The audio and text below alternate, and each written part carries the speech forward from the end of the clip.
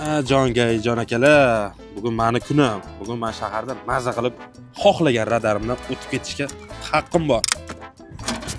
Yana qing'irishlaringizni boshladingizmi aka? Sen qayerdan bilarding ukam? Radardan shtraf kelurib, men bu teng kelgandan keyin sen ham shu ish qilgan bo'larding. Birinchi bo'lib qaysi radardan o'tsam ekan? Sen bilmaysanmi?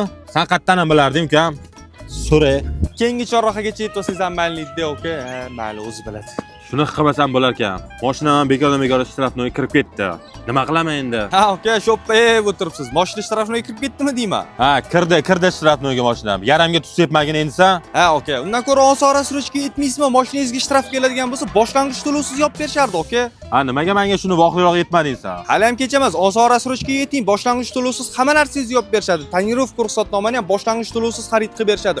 Mashinaga nima taalluqli narsa bo'ladigan bo'lsa, xullas hammasi boshlang'ich to'lovsiz.